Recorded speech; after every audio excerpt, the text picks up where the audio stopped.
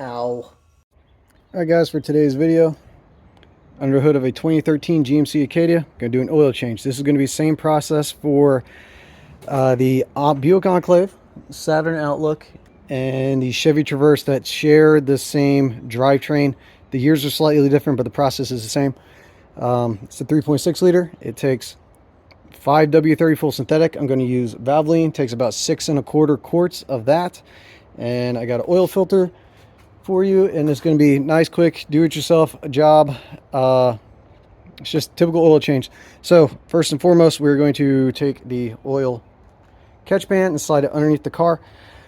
Depending on how big your oil pan is, or your catch can is, oil catch drain pan, Jesus Christ, whatever you want to call it, is, you shouldn't need to put this up on jacks. Which way I got this going?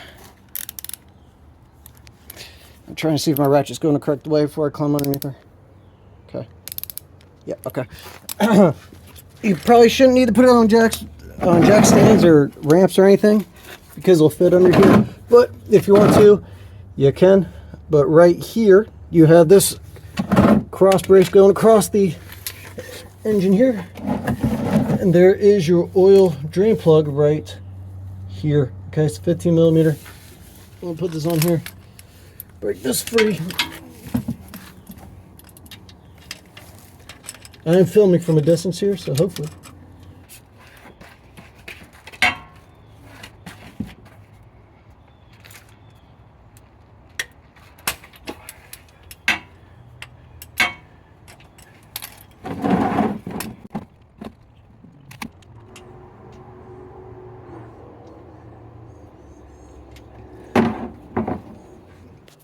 Okay, we got that draining out. I forgot to say that's a 15 millimeter wrench for that. And as with any time you're changing the oil, you always want to crack open the drain plug on the oil pan before you open up the top, the fill plug. Because if you have the fill plug open, it lets in air, and then the oil will come shooting out at a much higher rate than what you're wanting, and could go flying everywhere. So crack that open first, let it start draining out, then open this up, let it drain out fully. Okay, now some oil drain plugs, you always want to check them, because they a lot of times some need to be replaced. Some will have like a secondary gasket right here that you may need to replace.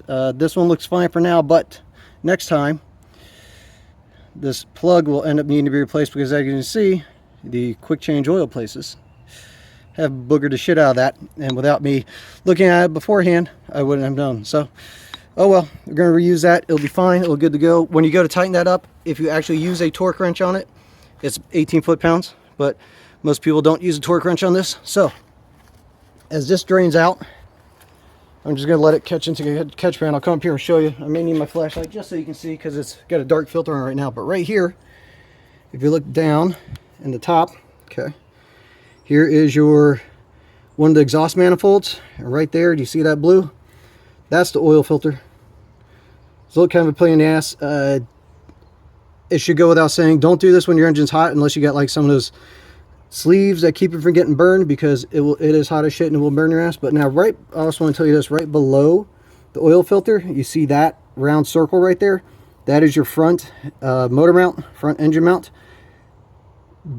Your oil filter is going to spill on top of that, and it's going to hold the oil there. So whenever you have to come time to replace your front motor mount, which you all will, because these wore out, the front motor mount, the torque struck mounts, they wear out in tandem on every one of these engines. You will need to change them. I have videos on how to do that if you want to check that out. It's not that terribly bad, but those will wear out, and when you go to pull those out, you'll get oil all over yourself, and it'll be held up inside of that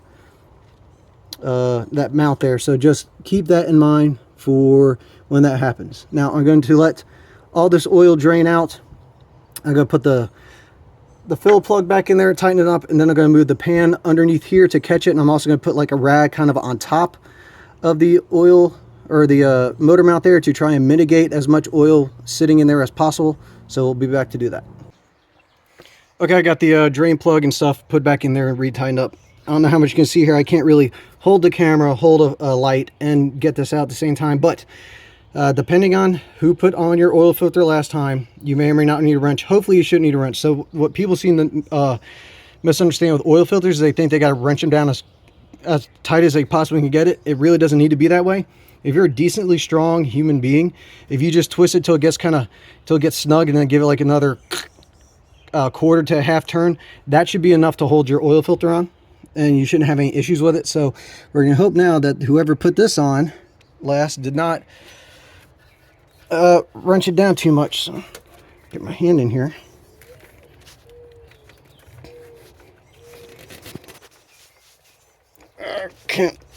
I think I need to try my right hand. Left hand's all at a funky angle. Switch the camera over here. Fingers always in the way. Yeah, there we go. I was breaking it free with my hand here. I don't know if you'll be able to see it, but there we go. I'm going to try and take it off and tilt it up and lift it up.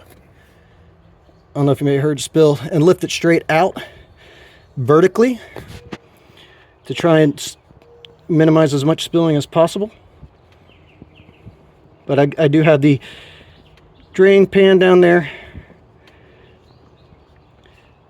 to catch what is spilling out of here with the rag on top of the front motor mount, like I said. This is warm. Okay. Lifting it up. All right, there you go. Oil filter out. As you see how much oil is in there that I managed to not spill, which is good. So I'm going to move this out of the way for right now.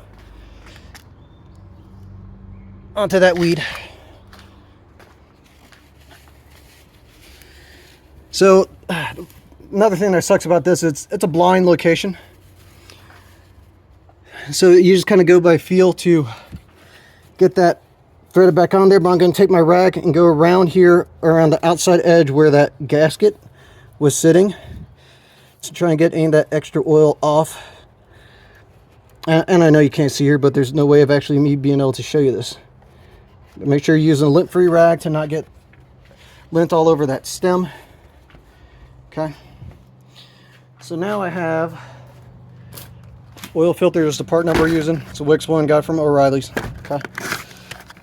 With any oil filter that isn't a cartridge style that goes inside, any sort of canister filter, which this is a canister filter, you're always going to take some fresh oil, put it on your finger, do a thin film of oil around this gasket. And the reason we do that is to lubricate the gasket as we tighten it down, because if we have it dry and put dry rubber against the dry metal, there's a chance that this could rip, and then it'll be leaking all over the place and you have to replace it again anyway. So we're going to put a small film on that.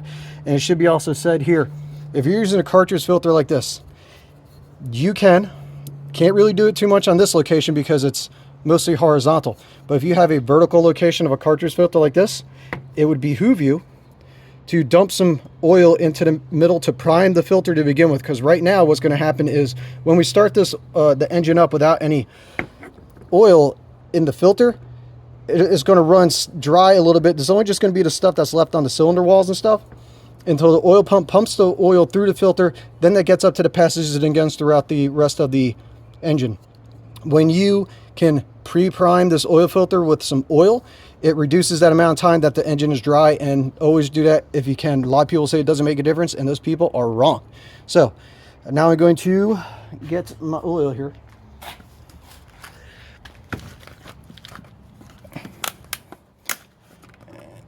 And of course I got multiple layers of annoyance on it. See, a little oil on the finger. A little film around the gasket. All right, that is plenty. So now I'm going to twist that back on there and move this oil jug out of the way so I don't knock it over. And this you just kind of have to go by feel, and there's no way I can record this for you, but I'm just going to slide it down in here, line it up, get it to thread on, and just tighten it down until it gets snug, and then I'm going to put about a half turn on it, and it will be good to go. Okay, new filter is in there somewhere. You can see it right there. All in there, tightened it until it got snug, and then I just put some more ass behind it. So in the past I have had where this was taken to a quick change oil place, and apparently they employed Ellen Page, and it was so loose that it ended up spraying and pissing oil all over the place on the side of the engine. I saw a puddle on the ground, so I had to actually wrench it down and tighten it down myself here. So just make sure you get tight enough, but don't put it over tight that it gets stuck or you break it. And for when you do go do the front motor mount, I should say, that filter has to come out of the way to kind of get to it with a long extension. So keep that in mind. That's where it is. That's how you do it. So now we're just going to get our funnel, put it in here, fill it up with about 6 quarts, start the car up, let it run for a bit, turn the car off, and then we're going to check the level and we'll top it off as needed. Never check oil level. So this is different. So you have an oil, the engine oil or transmission fluid for an automatic transmission. You never check the engine oil while the engine's running because the pump will pump it and it'll be too low.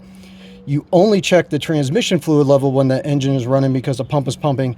Otherwise, it will be too high. So just keep that in mind, all right? Make sure the engine is off when you check the oil. So we're just going to fill it back up now.